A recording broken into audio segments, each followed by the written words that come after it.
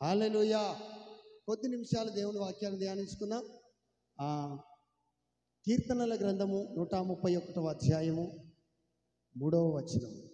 ఇశ్రాయేలు, ఇది మొదలుకొని నిత్యము యెహోవా మీదనే ఆశ పెట్టుకొనుము. ఏందట? ఇజ్రాయేలు ఇది మొదలుకొని నిత్యము యెహోవా మీదనే ఆశ పెట్టుకొనుము. హల్లెలూయా. దేవుడు అంటున్నాడు, ఇజ్రాయేలు ఇది మొదలుకొని ఈ రోజు నుంచి ఏం చేయాలంటే ఎవరి మీద ఆశ పెట్టుకోవాలా? యెహోవా మీదనే, అనగా దేవుని మీదనే మనం ఏం చేయాలా? ఆశ పెట్టుకోవాలా. ఒకవేళ దేవుని మీద ఆశ పెట్టుకోకుండా మనుషుల మీద ఆశ పెడితే నీ ఆశ మొత్తము భంగమయ్యే పరిస్థితులు ఉంటాయి. నీ ఆశ, నీ కోరిక అంతా కూడా చెల్లాచెదరయ్యే పరిస్థితులు ఉంటాయి. ఒకవేళ నన్ను మనిషి విడిపిస్తాడనో, ఒక లాయర్ విడిపిస్తాడనో, ఒక జడ్జి విడిపిస్తాడనో ఒకవేళ నువ్వు ఆశ పెట్టుకుంటే వాళ్ళు నీకు హ్యాండ్ ఇవ్వచ్చు, నీకు చేతులు ఎత్తేయచ్చు, నా వల్ల కాదనొచ్చు. కానీ ఎప్పటిదాకానట్టు ఆశ పెట్టుకునేది ఇది మొదలుకొని నిత్యము యెహోవా మీదనే. చాలా మంది కొందరు ఆశ పెట్టుకుంటారు కానీ దేవుని మీద ఎప్పటికీ పెట్టుకోరు. ఆశ కొద్ది కాలం మాత్రమే.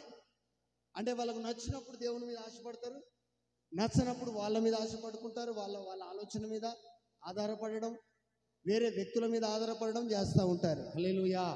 అందుకని దేవుడు స్పష్టంగా ఏమంటున్నాడు? నిత్యము, ఇది మొదలుకొని నిత్యము కూడా నువ్వు ఎవరి మీద పెట్టుకోవాలి? ఆశ దేవుని మీదనే పెట్టుకోవాలి. హల్లెలూయా. కాబట్టి ఒకవేళ మన ఆశ అనేది దేవుని మీద పెట్టుకుంటే మన దేవుడు ఏం చేస్తాడు? కాముగా కూర్చుంటాడా? మనుషుల మీద ఆశ పెట్టుకుంటే వాళ్ళు నీ ఆశ అంతా పాడు చేసి నిన్ను బలహీనపరిచి నిన్ను కృంగిపోయేటట్టుగా చేస్తారు. కానీ దేవుని మీద ఆశ పెట్టుకుంటే ఏం జరుగుతుందో ఒకసారి మనము కీర్తనల గ్రంథము 107వ అధ్యాయము 9వ వాక్యంలో చదువుకున్నాం.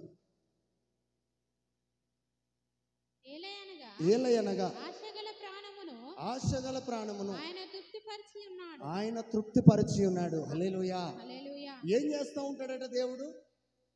ఆయన లక్షణం ఏందట? తృప్తిపరచడం. ఎవరిని తృప్తిపరుస్తూ ఉంటాడు? ఆశ కలిగిన వారిని. యెహోవా మీద ఎవరైతే ఆశ పెట్టుకుంటారో, నా దేవుడు ఇది చేయగలడు, నా దేవుడు అది చేయగలడు అని ఆశపడి ప్రభు కొరకు ఎవరైతే యెహోవా కొరకు ఎదురు చూసేవారు నూతన బలాన్ని పొందుకుంటారని దేవుని వాక్యం సెలవిస్తున్నది. అయితే మరి ఎప్పటిదాకా? కొంతకాలం మాత్రమే కాదు, లిమిటెడ్ ఉంటుంది కొందరికి ఆశ. ఈ 40 days మొత్తం నేను దేవుని మీద ఆశ పెట్టుకున్నా, దేవుడు మాట్లాడతాడని. ఈ 21 days నేను దేవుని మీద ఆశ పెట్టుకున్నా, దేవుడు కార్యం చేస్తాడని. లేకపోతే ఈ క్రిస్మస్ పండుగ రోజు దేవుని మీద ఆశ పెట్టుకున్నా, దేవుడు కార్యం చేస్తాడని. అంత మాత్రమే కాదు, ఎప్పుడెప్పుడు పెట్టుకోవాలటమ్మా? నిత్యము యెహోవా మీదనే నువ్వేం చేయాలా? ఆశ పెట్టుకోవాలి. హల్లెలూయా. అంటే నీ ఆశలన్నీ ఎవరై ఉండాలా? దేవుడై ఉండాలి. అయితే ఎవరైతే ఇట్లా ఆశపడతారో ఆయన మీద మాత్రమే, ఆయన మీదనే అన్నాడా? ఇంకెవరి మీదనైనా పెట్టుకోమన్నాడా? ఆయన మీదనే. కొందరు ఏం చేస్తారంటే 2 పడవల మీద ప్రయాణం చేస్తూ ఉంటారు. మనుషుల మీద ఆధారపడతారు, ఇటు దేవుని మీద ఆధారపడుతూ ఉంటారు. దేవుడు అంటున్నాడు, నులివెచ్చగా మనం ఏం చేయదట? ఉండకూడదు. 2 పడవల మీద అడుగు పెడితే మనం గమ్యం చేరే పరిస్థితి ఉండదు. ఒకటే ఎక్కాలి. విశ్వాసముతో దేవుని పడవను నువ్వు ఎక్కగలిగితే, ఈ పడవను గమ్యానికి చేరుస్తుందని నువ్వు నమ్మితే, నీ నమ్మకాన్ని బట్టి, నీ విశ్వాసాన్ని బట్టి దేవుడు నిశ్చయముగా నేను గమ్యానికి చేరుస్తాడు. కానీ చాలా వరకు ఏం చేస్తూ ఉంటారంటే, పై మాటలకు దేవుని మీద పెట్టుకున్న ఆశ అంటే ఓకే అయ్యా, ఖచ్చితంగా దేవుని మీదనే ఆశలన్నీ నాకు ఎక్కడ లేవు, ఇక యేసయ్యనే ఆశ అంటారు. కానీ పక్కకు పోయిన తర్వాత పలు మాటలు కూడా వాళ్ళే మాట్లాడుతూ ఉంటారు మరలా. అయితే అట్లాంటి ఆశల వల్ల వాళ్ళు తృప్తిపరచబడరు. ఎవరిని దేవుడు తృప్తిపరుస్తాడట? దేవుని మాత్రమే ఆశ పెట్టుకున్న వాడిని. ఎలా అనగా ఆశగల ప్రాణమును ఆయన ఏం చేస్తాడట? తృప్తిపరుస్తాడు. ఆశ కలిగిన ప్రాణం ఎవరికైతే ఉంటుందో, దేవుడు నా కుటుంబాన్ని బాగు చేయగలడు, దేవుడు నా కుటుంబాన్ని దేవుని కృపలో ఆశీర్వదించగలడు, దేవుడు నాకు అనారోగ్యం నుంచి విడిపించగలడు, దేవుడు నాకు నా బలహీనత నుంచి విడిపించగలడు, దేవుడు నిశ్చయంగా పరలోకంలో నన్ను చేర్చగలడు అని కనుక నువ్వు ఆశ పెట్టుకుంటే నీ ఆశని ఏమాత్రం దేవుడు వమ్ము చేయడు. హల్లెలూయా. అని చాలామంది ఆశలు ఈరోజు చచ్చిపోతున్నాయి. కారణం ఏంటంటే వాళ్ళు నిజంగా దేవుని మీద ఆధారపడట్లే. నిజంగా దేవుని మీద ఆశ లేదు, కానీ మాటల వరకు ఏమంటారు తెలుసా? దేవుని మీదనే ఆశ, దేవుని మీదనే ఆశ అంటారు. దయచేసి రెండు పడవల మీద ప్రయాణం చేసినట్టు కానీ ఒక మనుషులట సిరికిని దేవునికి ఏం చేయడు? ఇద్దరు మనుషులకు ఒక్కడు దాసుడుగా ఉండగలుగుతాడా? ఇద్దరికి డ్యూటీ చేయగలుగుతాడా? సేమ్ టైంలో చేయలేడు. ఎవరికైనా ఒకరికే డ్యూటీ చేయగలుగుతాడు. నీవు కూడా ఒక దేవుని మీద మాత్రమే నువ్వు ఆశ పెట్టుకొని ఆయన కోసం ఎదురు చూస్తే ఏమైతే తెలుసా? యెహోవా కొరకు ఎవరైతే ఎదురు చూస్తూ ఆయన మీద ఆశ పెట్టుకొని చూస్తారో వారు ఏం పొందుకుంటారట? నూతన బలము. హల్లెలూయా. అది నూతన ఆశీర్వాదం. ఎవరి మీదనైనా ఆశ పెట్టుకుంటే వాళ్ళు నీకు ఏ సామాన్లు ఇస్తారు?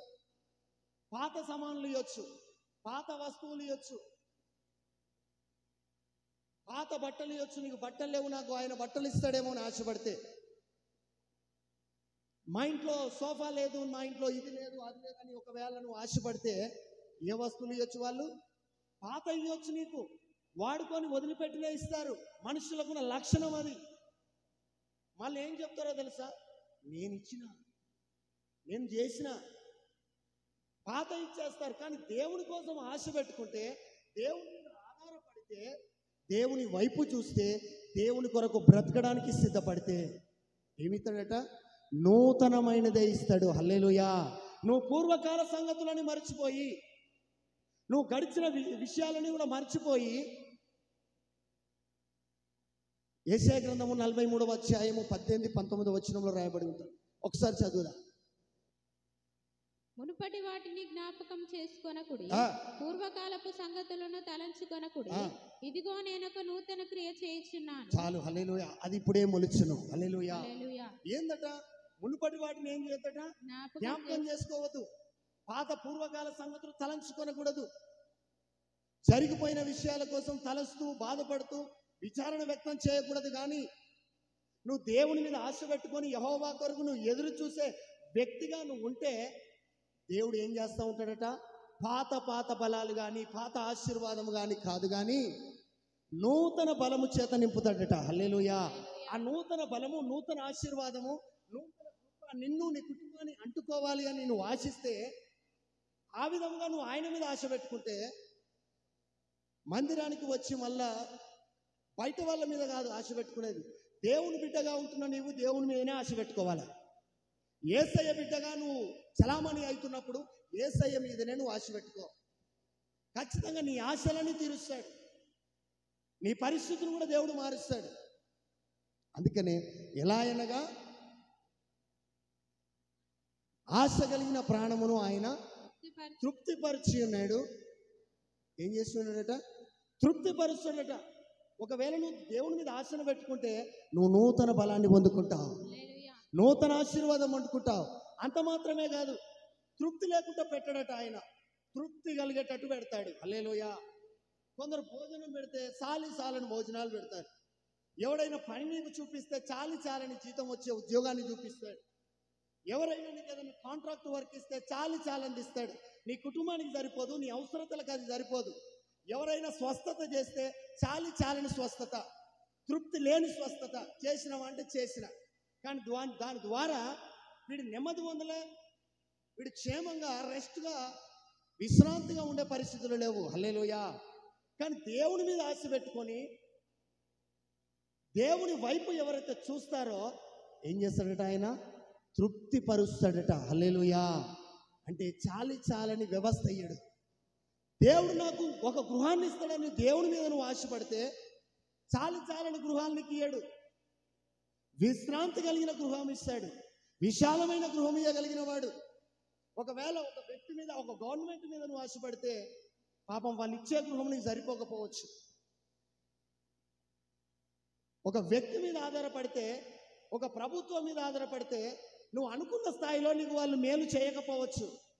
కానీ నువ్వు యేసయ్య మీద ఆశపడితే, ఎందుకంటే ఆయన సర్వము నెరిగిన సర్వాంతర్యామి. హల్లెలూయా.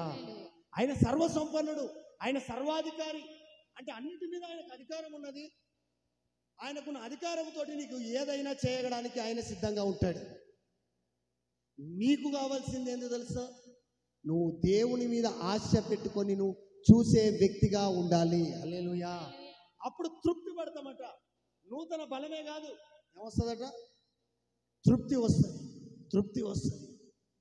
తృప్తి లేకుండా ఏదైనా మానవులు చేయొచ్చు, కానీ దేవుడు తృప్తి లేకుండా ఇచ్చినోడు కాదు. దేవుడు ఇస్తే సమృద్ధిగానే ఇస్తాడు. ఎవరికయ్యా? దేవుని మీద ఆశ పెట్టుకొని ఎదురు చూసిన వారికి. హల్లెలూయా. ఈ ఆశ ఉన్నోనికి ఏముండాలమ్మా? తృప్తి. ఆశ ఉన్నోనికి ఏం చేయాలంటే ఎదురు చూపు అనేది కూడా అవసరం. ఆశ ఉండగానే సరిపోదు, ఎదురు చూడాలి, ఓర్పు ఓపికతో ఉండాలి. ఎందుకంటే కోనేటి దగ్గర ఒక భయంకరమైన పరిస్థితిలో ఉన్న వ్యక్తి ఒక ఆయన ఉన్నాడు. 38 సంవత్సరాల కాడి నుంచి ఆడు ఉన్నాడు. కారణం ఏందో తెలుసా? ఏదో ఒక టైంలో దేవుడు నా దగ్గరికి వస్తాడు. ఈ యొక్క కోనేటిలో నేను మునిగి నేను బాగుపడకపోయినప్పటికీ, ఒకవేళ ఆ కోనేటిలో మునిగే అవకాశం నాకు సరిగా రానప్పటికీ, నా దేవుడు మీద నేను ఆశ పెట్టుకున్నాడు కాబట్టి ఆయన నా కోసమైన వస్తాడు. హల్లెలూయా అని ఒక ఆశతో ఎదురు చూస్తున్నాడు. 38 సంవత్సరాల తర్వాత దేవుడు అద్భుత రీతిగా వచ్చి ఆయన పరిస్థితిని కంప్లీట్గా మార్చేసినాడు. హల్లెలూయా. ఈరోజు ఎన్ని సంవత్సరాలైనా కావచ్చు, నువ్వు ఆశపడితే అది నువ్వు నూతన బలాన్ని పొందుకుంటావు. అది దేవుని మీద కలిగి ఉన్న ఆశ ద్వారా నూతన ఆశీర్వాదమే వస్తుంది. తృప్తి కలిగిన పరిస్థితులే వస్తాయి. వచ్చినానిదైతే దయచేసి రాదు రానియ్యాడు. అట్లా ఈయనయ్యాడు. ఎందుకంటే ఆయన మానవుడు.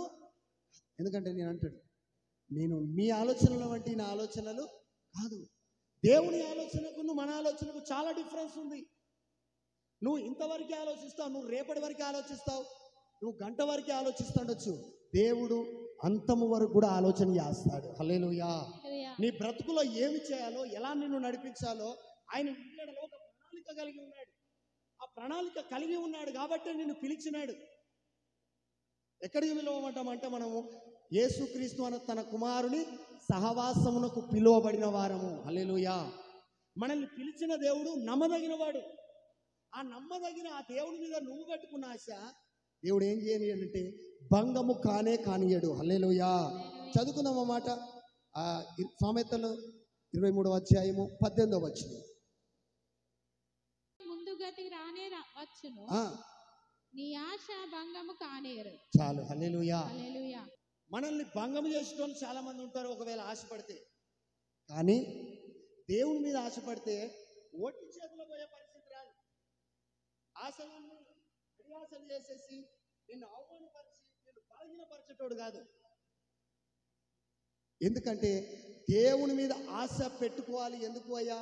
మరి మనుషుల మీద ఆశ పెట్టుకుంటే ఏమవుతుందంటే, దేవుని మీద ఆశ పెట్టుకుంటే నీ ఆశను భంగము చేయడు కాబట్టి నిన్ను అవమానపరచబడే స్థితికి రానియడు, నిన్ను సిగ్గుపడే స్థితికి రానియడు, నీ నిరీక్షణ నిన్ను సిగ్గుపరచదు.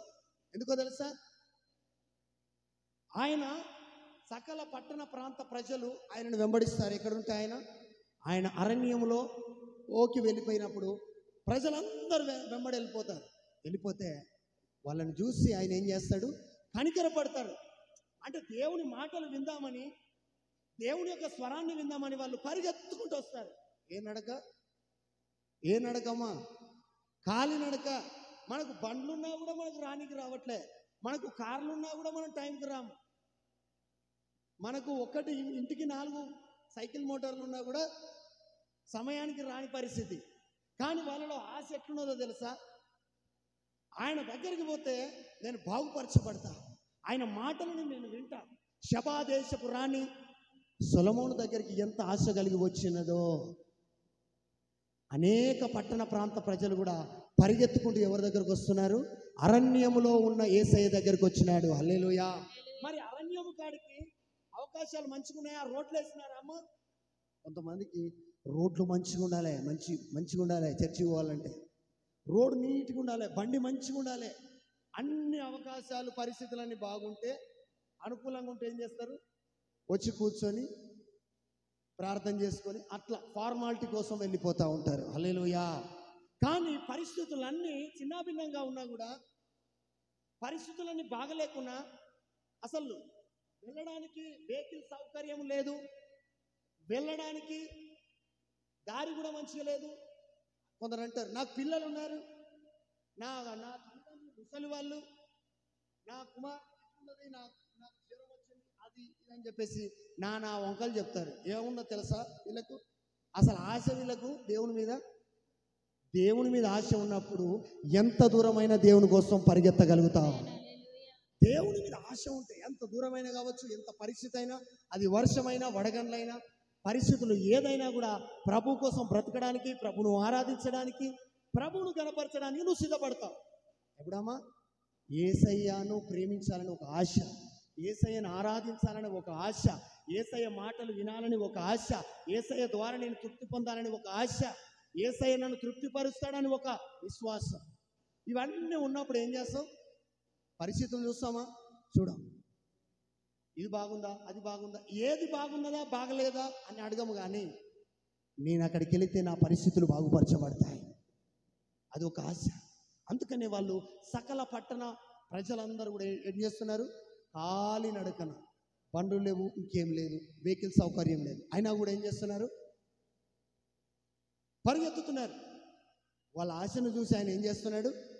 వారి మీద కనికరపడుతున్నాడు, వారిని జాలిపడుతున్నాడు, వాళ్ళ పరిస్థితులు మార్చాలనుకుంటున్నాడు, వాళ్ళ జీవితాలు మార్చాలనుకుంటున్నాడు, వాళ్ళ ఆకలిని తీర్చాలనుకుంటున్నాడు.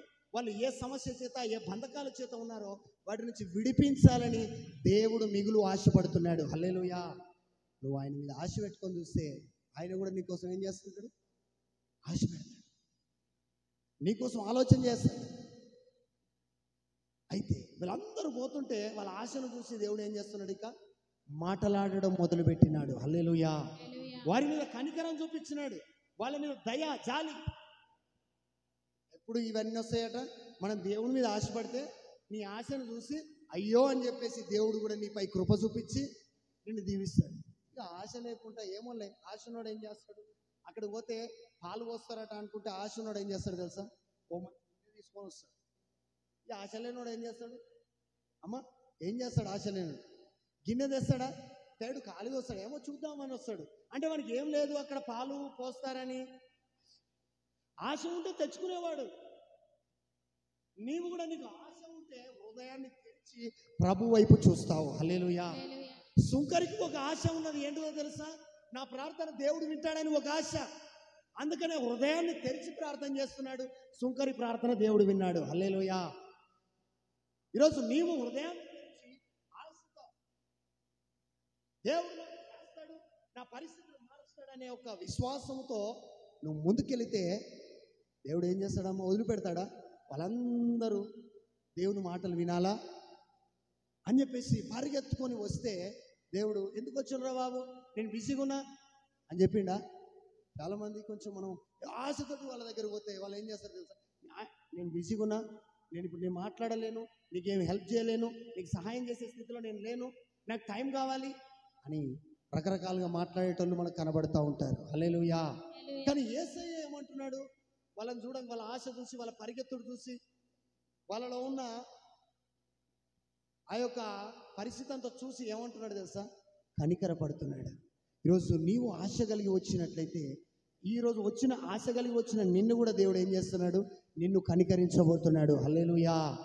అంత మాత్రమే కాదు, వాళ్ళందరూ వచ్చినప్పుడు వాళ్ళ మీద దేవుడు ఒక ఆలోచన చేసి, వీళ్ళు నా దగ్గర ఇన్ని రోజుల కానుంచి ఉన్నారు కదా, 3 రోజుల కానుంచి నా వాక్యం విన్నారు కదా, ఉపవాసం ఉన్నారు కదా, మరి వీళ్ళు తినడానికి ఏం లేదు కదా, పొద్దుగుంకుతుంది, ఇలా ఆకలి నేనేం చేయాలా? తీర్చాలి. హల్లెలూయా. దేవుడు మన మీద ఒక సంకల్పం, మన పరిస్థితిని, మన ఆకలిని చూస్తున్నాడు.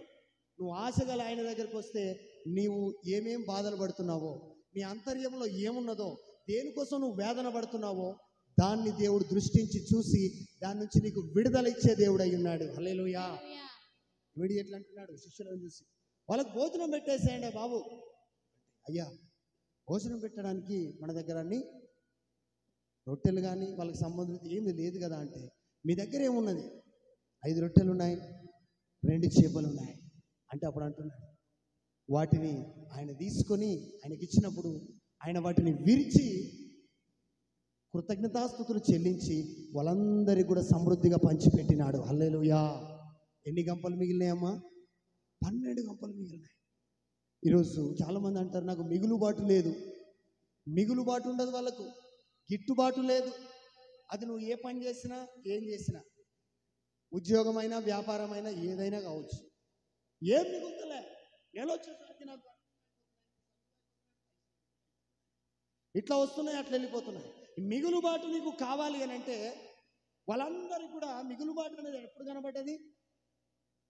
దేవుణ్ణి ఆశ కలిగి వెంబడించినారు కాబట్టి దేవుడు మిగులుబాటు ఏంటో అరణ్యంలో కూడా చూపించినాడు. హల్లెలూయా. ఏమి లేని చోట, పట్టణం లేని చోట, షాప్స్ లేని చోట, అవకాశాలు లేని చోట నీకు గొప్ప సమృద్ధిని చూపించగలిగిన వాడు ప్రభువైన యేసుక్రీస్తు. అవకాశాలు ఉన్నప్పుడు కాదు చూపించేది, అవకాశాలు లేకున్నా కూడా నీకు సమృద్ధి ఏంటో చూపిస్తాడు. ఆయన మీద ఆధారపడితే, ఆయన వైపు చూస్తే అంతే. నా దేవుడు అద్భుతాలు చేయగలిగిన వాడు, నా దేవుడు ఆశ్చర్య కార్యాలు చేయగలిగిన వాడు. ఎందుకో తెలుసా? యెషయా గ్రంథంలో ఒక మాట చెప్తాడు, 9వ అధ్యాయం 6వ వచనం. ఏమని? ఎలా అనగా మనకు శిశువు పుట్టెను, ఆయన భుజముల మీద రాజ్యభారం ఉండును, ఆయన ఆశ్చర్యకరుడు, ఆలోచనకర్త. హల్లెలూయా.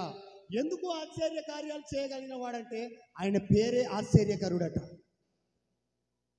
ఆశ్చర్యకరుడు. ఆయన ఆశ్చర్యం చేసుడు పెద్ద సమస్య కాదు, ఆయన చేసేదే ఆశ్చర్యాలు. కాబట్టి నీ యేసయ్య ఆశ్చర్యకరుడు, ఆలోచనకర్త, నిత్యుడగు తండ్రి, సమాధాన అధిపతి అని అతనికి పేరు పెట్టబడి ఉన్నది. ఆయన మీద నువ్వు ఆశ పెట్టుకుంటే ఆ సమాధానం నీకు వస్తుంది. ఆ నిత్యుడగు తండ్రి నీకు దగ్గరైపోతాడు. ఆ మంచి ఆలోచన నీకు వస్తుంది. దేవుడు అంటాడు, నీకు ఆలోచన చెప్పి, నీ అందు దృష్టి నిలిపి నీకు ఆలోచన చెప్పేదను. నువ్వు దేవుని మీద ఆశ పెట్టుకుంటే మంచి ఆలోచన చెప్తాడు. నువ్వు మనిషి మీద ఆలోచన పెట్టుకుంటే నువ్వు స్కిడ్ అయ్యే ఆలోచనలు, నువ్వు పడిపోయే ఆలోచనలు, నువ్వు నష్టపోయే ఆలోచనలు, నువ్వు కష్టపడే ఆలోచనలు, నువ్వు మునిగే ఆలోచనలు, నువ్వు భయంకరంగా పడిపోయే ఆ మార్గాలు వాళ్ళు బయలుపరిచే ప్రమాదం ఉన్నది. ఎవరి మీద పెట్టుకోవాలి ఆశ? దేవుని మీద ఆలోచనకైనా, నీకు ఆశ్చర్య కార్యాలు జరగాలన్నా, నీకు ఆలోచన కావాలన్నా, ఏ ఆలోచన చేయాలో నీకు అర్థం కాకపోయినా, నీకు నీ జీవితంలో, నీ కుటుంబంలో సమాధానం లేకపోయినా, నెమ్మది లేకపోయినా, ఎవరి మీద ఆశ పెట్టుకో. ఎందుకంటే ఆయన సమాధానకర్త, నేనే ఆశ్చర్యకరుడిని, నేను ఆలోచనకర్తను. నీ భుజముల మీద, ఆయన భుజముల మీద ఏముంటుందట? రాజ్యభారం. చాలామంది ఇవి రాజ్యభారము, వీళ్ళ కుటుంబ భారాన్ని వీళ్ళే మొత్తం అంటారు. దేవుడు ఏమంటున్నాడు? ప్రయాసపడి భారము మోసుకొనుచున్న సమస్త జనులారా. ఒక్కరినిద్దరు నిలవలేదమ్మా. చర్చ్కి వచ్చే వాళ్ళు మాత్రమే కాదు, సమస్త జనులారా. నీ కుటుంబంలో భారం ఉన్నా, నీ పాప భారం ఉన్నా, నీకు ఏ భారంతో ఉన్నా, నువ్వు ఏ బలహీనతతో ఉన్నా, ఎందుకంటే నీ భారము మోసి నీ బాసటగా నిలిచేవాడు ప్రభు అయిన యేసుక్రీస్తు. హల్లెలూయా. మోసుకొనుచున్న సమస్త జనులారా. ఏం చేస్తున్నారు? మోసుకోబోతున్నారు. సమస్త జనులారా నా యొద్దకు రండి, నేనేం చేస్తాను? మీకు విశ్రాంతి ఇస్తానంటే చాలామంది ఏమంటారంటే, ఏమొద్దయ్యా మేము మోసుకుంటాం, నడుములు వంగిపోయిన దాకా మోస్తారు, ఇక ఉన్న మెడలు కూడా ఇరిగిపోతాయి, మోసి మోసి మోసి. అందుకే దేవుడే అంటున్నాడు, ఒకవేళ నీ కుటుంబ భారము నువ్వు మోస్తూ నీకు ఇబ్బందికరంగా ఉంటే నువ్వేం చేయాలా? దేవుని మీద మోపేసాయి. దేవుడు ఏం చేస్తాడు? నీకు విశ్రాంతి ఇస్తాడు. ఆయన ఆల్రెడీ ఆయన వచ్చేయమంటున్నాడు, నీ భారం ఏమన్నా ఉందా? నేను మోస్తా, నాకు హ్యాండ్ ఓవర్ చేసేసాయి. నీ పిల్లల భారమా, కుటుంబ భారమా, అప్పుల భారమా, ఆర్థిక భారమా, ఉద్యోగం లేనది ఒక టెన్షనా, ఏ రకమైన భారమే కావచ్చు, పిల్లల మ్యారేజ్ చేయాలనేది ఒక భారమే కావచ్చు, ఇల్లు కట్టేది ఒక భారమే కావచ్చు, ఒకవేళ కట్టిన ఇల్లు కూడా నీకు భారంగా మారుతున్నదేమో. ఈ భారాలన్నీ కూడా నువ్వేం చేయాలా? ఎవరన్నా భారం మోయడానికి వస్తారమ్మా? ఏదైనా మోయమంటే ఏమంటారు తెలుసా? వాళ్ళ భారాలు మనకి ఇవ్వకుంటే చాలు. వీలైనంత వరకు ఒకరి మీద మోపడానికి ఇష్టపడతారు. కానీ యేసయ్యలో ఉన్న మంచి గుణం ఏందో తెలుసా? ఆయన వచ్చేయమంటున్నాడు తెలుసా? నీకు బాధగా ఉందా? నీ భారం ఉందా? అవన్నీ నాకు ఇచ్చేసి నేను మోస్తా. నేనున్నా కదా సిద్ధంగా, నీకోసమే కదా నేను వచ్చింది. నువ్వెందుకు మోస్తున్నావురా బాబు అంటే చాలామంది అయ్యా నేను మోతది అని చెప్పేసి వాళ్ళే మోయడానికి ఇష్టపడుతున్నారు. కాబట్టి ఆ బరువు మోయలేక, ఆ బాధ్యతలు నెరవేర్చలేక చాలా బలహీనపరచబడుతున్నారు. అందుకని విశ్రాంతి లేదు, రెస్ట్ లేదు. ఈ రెస్ట్ లేకపోవడం మూలాన లేని రోగాలన్నీ కూడా వీళ్ళ కుటుంబానికి వీళ్ళకు దాపురిస్తూ ఉంటాయి. ఎప్పటికొక ఆలోచన, ఇదేలా చేయాలా, అదేలా చేయాలా, ఇవన్నీ ఉన్నాయి కదా అని చెప్పేసి ఒక బాధ. మరి అందుకనే దేవుడు అంటున్నాడు, ప్రయాసముతో నువ్వు మోస్తున్నావు కదా, నువ్వేం చేయి, ఆ భారం నా దగ్గర తీసుకురా, నా మీద మోపేసేయి అని చెప్పేసి దేవుడు అడుగుతున్నాడు. నీ భారాన్ని ఇచ్చేసేయి, అది ఏ రకమైన భారమైనా నువ్వు నాకు ఇస్తే నేను మోస్తా, నీకు విశ్రాంతిని ఇవ్వడానికి సిద్ధముగా ఉన్నాను. హల్లెలూయా చెప్పాలా? కావాలన్నా వద్దా? విశ్రాంతి కావాలంటే నువ్వేం చేయాలా? ఏం చేయాలి? నీ భారం అంతా దేవుని మీద మోపాలి. హల్లెలూయా. దేవుని మీద మోపడానికి నువ్వు సిద్ధపడాలా. అప్పుడు ఏం చేస్తాడు ఆయన? నువ్వు మోస్తున్నట్టు. లేకపోతే ఒక మాట చెప్తున్నా, దేవుడు ఏమన్నా కొంచెం ఈరా బాబు, అప్పుల భారం నేను మోస్తా, కానీ నీ ఉద్యోగంలో నీకు వస్తున్న సమస్య, ఆ భారం నేను మోయనురా బాబు, ఎందుకంటే నాకు కూడా చాలామంది ఉన్నాయి కదా భారాలని ఏమన్నా చెప్తున్నాడా? లిమిటెడా? అన్లిమిటెడ్. నువ్వు ఎన్నైనా కావచ్చు. నువ్వు 100 సమస్యలు దేవుని సన్నిధిలో పెట్టు, ప్రతి దానికి దేవుని చిత్తంలో దేవుడు నీ విశ్వాసాన్ని బట్టి దేవుడు వాటన్నిటిని సాల్వేషన్ చేస్తాడు. హల్లెలూయా. వాటన్నిటికీ సొల్యూషన్ దొరుకుతుంది, ప్రతి ఒక్కదానికి దొరుకుతుందమ్మా. నువ్వు ఎన్నైనా దేవునికి. ఒకవేళ మనుషులకు 1-2 ఇచ్చినావు అనుకో, మనకి వస్తు సామాగ్రి బ్యాగ్స్ కావచ్చు మోస్తుంటే, అన్న ఇది ఒకటి పట్టుకున్నావు అనుకో, కొద్ది దూరమైన ఇంకోటి ఇచ్చినావు అనుకో, ఏమంటారు తెలుసా? ఏమనిపిస్తున్నది? నేను పని మనిషినా? అన్ని తెచ్చి నా మీద పెడుతున్నావు, నేను గుర్రం లెక్కున్నానా, నేను గాడి లెక్కున్నానా, నేను ఏంది ఎట్లా బండి ఐదేమన్నా ఇంకేమన్నా ఐదేమో ఏమనుకొని పెడుతున్నావు అన్న అని చెప్పేసి ఉల్టా పాల్టా మాట్లాడేస్తా చూడు. కానీ దేవుడు ఏమంటున్నాడు? 1 కాదు 2 కాదు, నీ భారం ఎంతున్నా, నువ్వు ఎంత భారం అయితే ప్రయాసముతో నువ్వు ఈదుకుంటూ నువ్వు సముద్రములో ఈదుకుంటూ మునుగుతానా ఏంటి అని చెప్పేసి నువ్వు ఒక ప్రయాణం చేస్తున్నావు కావచ్చు. నువ్వు ఒక్కసారి దేవుని మీద ఆధారపడితే, ఆయన నన్ను గమ్యం చేర్చగలిగిన వాడని ఆయనను నువ్వు ఆశ్రయిస్తే, రియల్లీ ఆయన నిశ్చయంగా ఏడి తీసుకుపోతాడు? గమ్యానికి నిన్ను చేర్చగలిగిన వాడు ప్రభు అయిన యేసుక్రీస్తు. ఎందుకంటే ఆయన నమ్మదగిన వాడు, నిన్ను పిలిచిన వాడు, నిన్ను పాడు చేయడానికో మధ్యాంతరంగా వదిలిపెట్టడానికో. చాలామంది దేవుడిని నమ్ముకున్న తర్వాత అంటారు, ఏమో దేవుడికి వస్తలేదు ఇస్తాడో మరి నమ్ముకున్నా, కానీ ఇంత పోగొడతాడా ఇంత చేస్తాడా అంటే, ఖచ్చితంగా నిన్ను గమ్యానికి చేర్చడానికే నిన్ను ఆయన సన్నిధిలో నిలబెట్టినాడు, నిన్ను పేరు పెట్టి పిలిచి ఉన్నాడు. హల్లెలూయా. మనం పిలిచిన వాళ్ళను ఒకవేళ వాళ్ళని తృప్తిపరచకపోవచ్చు, కానీ యేసయ్య పిలుపుని అందుకొని వచ్చినోని మాత్రం ఖచ్చితంగా తృప్తిపరుస్తాడు. వాడి బ్రతుకులో గొప్ప తృప్తిని తీసుకొస్తాడు. తృప్తి లేకుండా మాత్రం ఆయన పంపించాడు. ఎందుకంటే 5 రొట్టెలు 2 చేపలతోటే వాళ్ళని ఎట్లా పెట్టినాడమ్మా? భోజనం వాళ్ళకు తృప్తిగా పెట్టినాడు. మనోళ్ళు కొందరు మనం తృప్తిగా పెట్టాలంటే, అమ్మో నా కుండల అంతా అయిపోతే మాకెట్లా, వచ్చిన బంధువులకు పెట్టేస్తే మరి మనకెట్లా, అలా తృప్తిగా పెట్టాలంటే కొందరు తినిపోయిన తర్వాత ఏమంటారంటే, నిండుగా దొరుకుతుంది ఆ మంది ఇళ్ళల్లో, ఏదో ఇంత తినాలి పిలిచినప్పుడు వచ్చి నిండుగా దొరుకుతుందా, మొత్తం లేపేసింది అని చెప్పేసి మాట్లాడుతూ ఉంటారు. కానీ దేవుడు ఏమంటాడు తెలుసా? ఆయనను ఆశపడి, ఆయన మీద ఆధారపడి, నా దేవుడు నమ్మదగిన వాడు, నా కోసం చేస్తాడని చెప్పేసి పట్టణాల ప్రజలందరూ పరిగెత్తుకుంటూ ఎక్కడొచ్చినారమ్మా?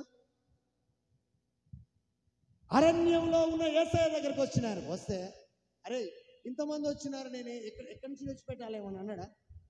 ఇంతమంది వస్తే ఏం తెచ్చిపెట్టాలా? మన ఇంటికి కొంతమంది చుట్టాలు వస్తే మనకు ఒక బాధ, ఒక భారం. ఏంటిదమ్మా, ఇంతమందికి నేను ఎక్కడి పెట్టాలా? ఛాయ కుట్టిగా అవుతుందా? టిఫిన్ కుట్టిగా అవుతుందా? వాళ్ళ గిన్నెలు ఎన్ని అవుతున్నాయి, బోళ్ళు ఎన్ని అవుతున్నాయి, గిలాసులు ఎన్ని అవుతున్నాయి, అన్ని లెక్కలు ఎత్తునే ఉంటుంది. ఒక్కరోజు ఏరు కావచ్చు, తెల్లారి నుంచి లెక్కలు పడుతూనే ఉంటాయి. అమ్మో ఇట్లా ఉంటే నా ఇల్లు అమ్ముకుంటట్టున్నా, వీళ్ళని ఎట్లా చేసి ఏం చేయాలా? పంపించేసేయాలా? కానీ యేసయ్య అట్లా పంపించాడు కాదు. నిన్ను తృప్తిపరిచి, నీ పిల్లలను తృప్తిపరిచి, నీ కుటుంబాన్ని తృప్తి చేసి ఆయన పంపించేవాడు. హల్లెలూయా. ఇంకా నీకు మిగులుబాటు తీసుకొస్తాడు, తృప్తిపరచడమే కాదు. కానీ ఇక్కడేంది మిగులుబాటు? ఎక్కడదమ్మా? తిన్నదే ఎక్కువైంది, ఇంకా కట్టకపోతాడట ఎక్కడికో. చూడు, తెలివి కొద్ది గిన్నె తెచ్చుకున్నాడు, టిఫిన్ బాక్స్ తెచ్చుకున్నాడు అని అంటారు. కానీ దేవుడు ఎన్ని గంపలు నింపాడమ్మా? 12 గంపలు నింపేసినాడు. అది దేవుని మీద మనం ఆధారపడి ఆశపడి దేవుడు చేస్తాడని దేవుని దగ్గరికి వస్తే దేవుడు చేసే కార్యాలవి అద్భుతంగా ఉంటాయి. ఒకవేళ ఇప్పటికీ నువ్వు మనుషుల మీద, వాళ్ళ మీద, వీళ్ళ మీద ఆధారపడ్డవేమో, దయచేసి అన్ని వదిలిపెట్టేసి యెహోవానైన నేను మార్పు లేని వాడనంటాడు. హల్లెలూయా. ఆయన మార్పు లేదు. అయ్యా అప్పుడు 5 రొట్టెలు 2 చేపలను అంత చేసింది కదా, మరి ఇప్పుడు ఎత్తడంటావా అన్నీ కూడా డౌట్ కావచ్చు. అందుకే అంటున్నాడు, యెహోవానైన నేను మార్పు లేని వాడను, వాగ్దానములనిచ్చి నెరవేర్చకుండా ఊకునేటోడు కానే కాదు. పిలిచిన దేవుడు నమ్మదగిన వాడు. అబ్రాహామును పిలిచినాడు, నిశ్చయముగా ఆశీర్వదించి పునాదులు కలిగిన పట్టణానికి స్వాస్థ్యంగా ఇచ్చినాడు. హల్లెలూయా. ఈరోజు నిన్ను పిలిచిన వాడు, ఒకవేళ నువ్వు ఆయన మీద ఆశపడి, నువ్వు మీద ఆధారపడి నువ్వు ఆయన దగ్గరకు వస్తే నేను ఒట్టి చేతిలో పంపించేటోడు కాదు. ఎందుకో తెలుసా? ఆయన అంటాడు, ఈ జనులు నా దగ్గర 3 రోజుల కానుంచున్నారు, వీళ్ళు నేను ఒట్టిగా ఖాళీ చేతిలో పంపిస్తే వీళ్ళు మార్గం మధ్యలో మూర్ఛపోతారేమో, పడిపోతారేమో. అంటే ఆయన ఏం ఆలోచన చేస్తున్నాడు? నా దగ్గరకు వచ్చిన వాడు పడిపోకూడదు, నా దగ్గరకు వచ్చిన వాడు మూర్ఛిల్లకూడదు, నా దగ్గరకు వచ్చిన వాడు సొమ్మసిల్లొద్దు, వాడు ఏ రకంగా కూడా బాధపడుతూ గుణుగుతూ సనుగుతూ వేదనను అనుభవించకూడదు. ఏం చేయాలి? ఆనందించాలి, సంతోషించాలి. ఫిలిప్పీ రాసిన పత్రికలో అంటాడు 4:4 ఆనందించుడి, మరలా చెప్పుదును ఆనందించు. ప్రభువునందు ఆనందించాలి. ఆనందించేటట్టు చేస్తాడు, సంతోషపడేటట్టు చేస్తాడు ఆయన దగ్గరికి వచ్చిన వాడిని. మనుషుల దగ్గరికి పోతే ఏం పెట్టి తోలుతారమ్మా? దుఃఖపెట్టి, బాధ పెట్టి, గాయపరిచి, వాళ్ళ మీద ఆధారపడ్డా, వాళ్ళ మీద ఆశ పెట్టుకున్నా, వాళ్ళు ఏదో చేస్తారు. పోతే నీకు వచ్చే ఫలితం ఏంటిది? కన్నీరు, వేదన, బాధ, దుఃఖము, అవమానము, నిందలు. యేసయ్య నాతో మాట్లాడతాడు, యేసయ్య నన్ను ఆశీర్వదిస్తాడు, యేసయ్య నన్ను దీవిస్తాడు, యేసయ్య నా పరిస్థితిని మారుస్తాడు, నాలో ఉన్న చీకటి ఆత్మను తరిమేస్తాడు, నాకు కావలసినది నాకు అనుగ్రహిస్తాడని ఆయన మీద నువ్వు ఆధారపడి విశ్వసించి విధేయతతో నువ్వు ఆయనను చేరవచ్చితే, ఆయన పిలుపుకు లోబడితే, ఆయనకు విధేయత కనబరిస్తే ఆయన ఒట్టి చేతిలో పంపించేటోడు కానే కాదు. హల్లెలూయా. మా అమ్మోళ్ళ ఇంటికి పోతే ఏదో ఒకటి పెట్టి తోలుతారు. జనాలు కొందరు చెప్పుకుంటారు, ఏదో ఒకటి పెట్టి తోలుతారు. ఓసారి కొందరు ఏమంటారు తెలుసా? మా అమ్మోళ్ళ ఇంటికి పోతే నాకేం నేనే పెట్టినా. అట్లాంటి వాళ్ళు కూడా ఉన్నారు. కానీ యేసయ్య ఇంటికి వస్తే, యేసయ్య సన్నిధికి వస్తే, యేసయ్య మందిరానికి వస్తే, యేసయ్య సహవాసానికి వస్తే ఏం చేస్తాడు?